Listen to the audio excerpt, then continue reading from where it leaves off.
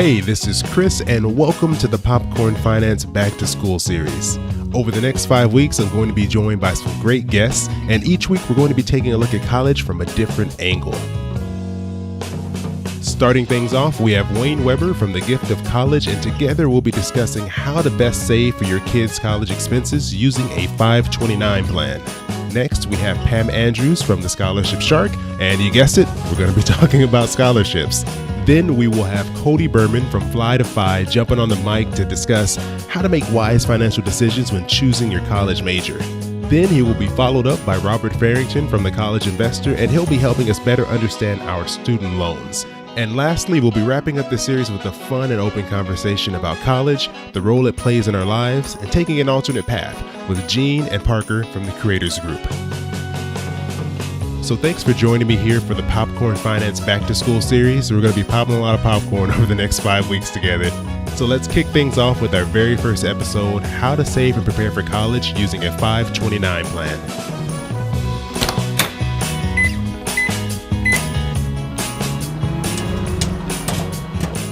Hey, this is Chris. Hope you're doing well, and welcome to Popcorn Finance, where we discuss finance in about the time it takes to make a bag of popcorn. Always appreciate you coming back for another episode. And today, I'm bringing on a guest. His name is Wayne Weber. He's the CEO of giftofcollege.com. And I'm bringing him on because I was just talking to some friends about, saving for college for their kids and how I could help out. And then I came across Wayne and his company, Gift of College, and it kind of just fit perfectly what I was looking for. So decided to have Wayne on, and that way he can give us a little bit of background on preparing for college, saving, and kind of some options that are out there. So Wayne, how's it going? How are you doing? It's great. Thanks, Chris. I'm doing well. How are you? I'm doing good. Thanks for asking. Wayne, so you're with you are the CEO of giftofcollege.com. And what it is it's a website that allows other people to help contribute towards a 529 plan or student loans for others, which I think is a really great program and something that's offered out there. And so I figured you'd be the best person to talk about saving for college and 529 plans specifically. Yeah, thank you. As you said, Gift of College, we're just simply a gift registry for any 529 plan or student loan account that lets friends, family, companies contribute. They can contribute online on our platform, just like a typical crowdfunding site, except you're crowdfunding for your college savings or your student loan, or with our gift cards. So we made it, tried to make it simple for people to give to a loved one. And me as an uncle, wanting to give to my nieces and nephews, I just kind of really built it for myself, if you will, a simpler way to save for college. And that involves our registry and some gift cards. So yeah, I'm happy to be here and really always happy to talk about college savings and really in particular 529 plans.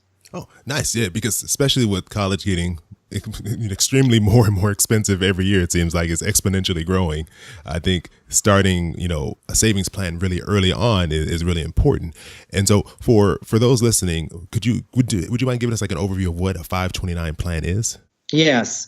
First, to your point, college tuition is doubling its inflation rate is double regular inflation. So it's not getting cheaper. It's getting very expensive. And the key is to save early and often. A 529 plan is a tax-advantaged way to save for college. So like those strange numbers we hear, they're IRS codes. 401k is something that the IRS gives you some sort of tax advantage on using it to save for retirement. 529 is that same thing. And what that means and why it's a great savings vehicle for families to use is every dollar of interest that you earn, all the interest income you earn, you don't have to pay tax on that, as long as you use it for college saving, for the college expenses that you'll have, books, tuition, room, board, supplies, all those things. So it's a really great tax advantage for anyone to have. A 529, we don't carry them at Gift of College. We're a registry for all of them, but they're pretty simple. 529 plans, even though there's many of them, each state has one. 34 states have a 529 plan that also gives you an additional tax advantage. Almost all states have a 529 plan that you could learn about right at your state website by just typing in 529 in the name of your state. You'll learn about your state's 529 plan, what their offerings are, what their tax advantages are. But ultimately, it is the best savings account for college because it allows you to save tax-free from the government. Oh, nice. That's a huge advantage. And so the process of getting started with one, is it relatively easy for someone to open up a 529 plan? Well, it looks hard on the surface because there's so many of them. Each state sponsors them and offers their own tax, breaks. So you can't get overwhelmed with that. What you really need to do is make it easy. And we always say, go to your state first. Yeah, go to your state website, see if they give a tax advantage, see what their performance is, make sure they're performing at a good rate. There's rating systems. But ultimately, if you want to start one, it takes a matter of minutes. It's like opening a savings account. You can fund some of them with as little as $15, most of them between $25 and $50. I recommend open your 529 plan as soon as you can, as soon as you have a social security number for your child. If you can afford it, use their automatic payroll where you can get a form and submit it to your employer. So you have a set amount, kind of put it on autopilot, if you will. But the sooner you can start getting dollars into a college savings plan, earning interest, the more dollars you're going to have saved that you'll never have to borrow. And, I just thought about this as you were talking too. Is there a limit for contributing into these plans annually? There's a large limit overall. The answer is overall, there is a limit into 529 plans, but it's into the hundreds of thousands of dollars. Gotcha. Okay. So to most families out there, just get them open, just start saving. Okay, for sure. Yeah, because I don't think I'll be bumping into that limit anytime soon. I know I'm not. Okay. And so I think you did a great job of explaining some of the benefits that are going along with opening a 529 plan versus, just throwing it into a savings account, especially the tax savings. But for you, looking at the future of college expenses and the way things are going, kind of what do you see as the outlook, and what should some people be thinking about, if they have a young child or they're thinking about having children and, planning for college in the future? Yeah, great question. And the answer is save. But I'll be honest, it's not enough. It's so hard to get, if you take one of those college savings calculators that are out there and plug in that your kiddo wants to go to a 4-year college 18 years from now, and prepare yourself to not have a heart attack when you see how much they're saying, how much it's going to cost. So with that said, save, get your account open as soon as possible, engage friends and family. So, there you can gift directly on the state 529 plans. I'm not here just to plug Gift of College. We're a gift registry, but grandma can come along and give a gift straight into the 529 plan if she wants, and to give larger contributions, that kind of thing. So get that going. And then my final encouragement is ask your employer. So it is becoming a bigger trend. More and more employers are starting to help out in this process in two ways.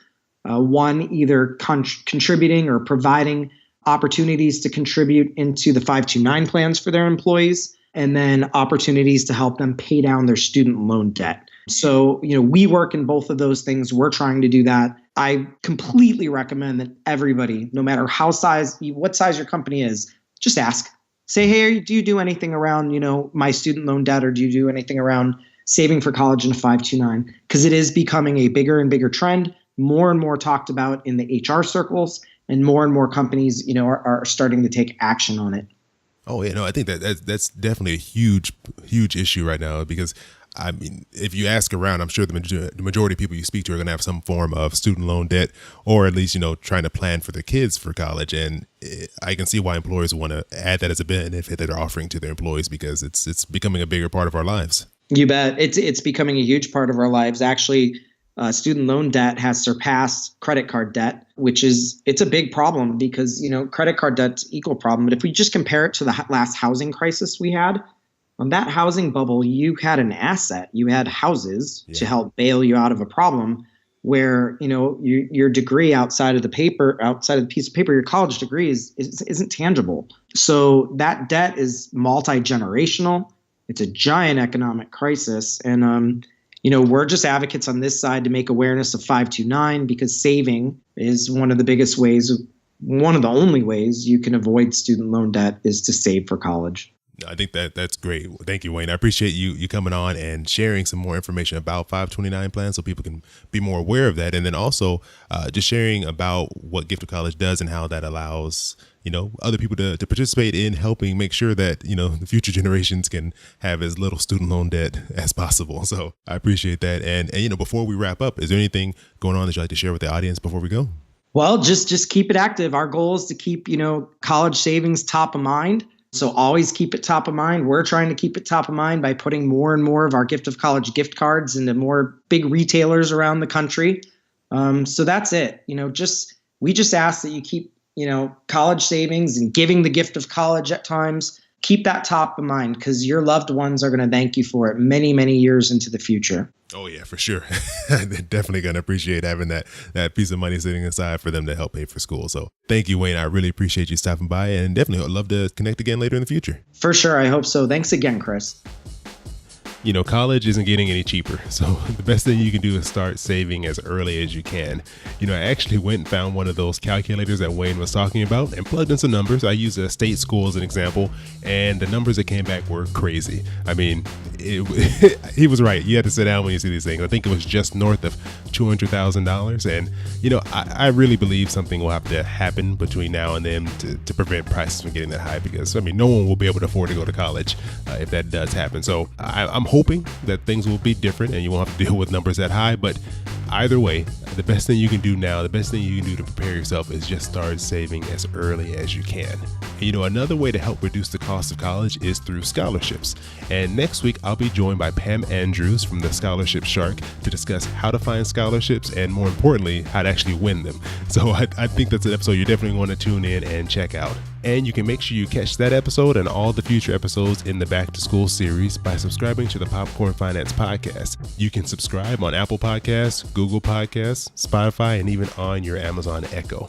So please make sure you do that we can catch all these episodes as they come out. And the last thing I wanted to tell you about before we get out of here was that Popcorn Finance was named as a finalist for a Plutus Award for Best New Personal Finance Podcast, which is huge. And I've talked about it here on the podcast before that was one of my goals for 2018. And, it really wouldn't have been possible if it wouldn't have been for all of your support, for you going over to the site, voting, and supporting the show. So I just want to say thank you so much. I really appreciate that. This was really exciting news. I got the news when I was at work, and I was like, hey, can I leave? Because I can't focus right now.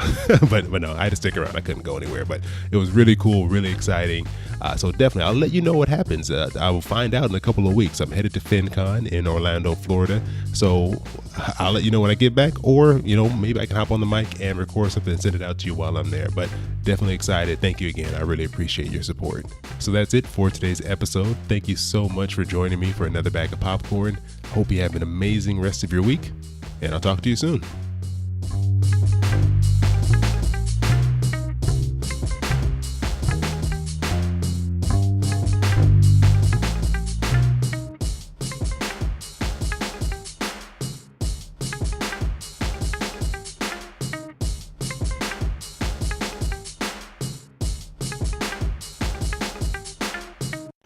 Yeah, boy, keep it poppin' like Mary Poppins.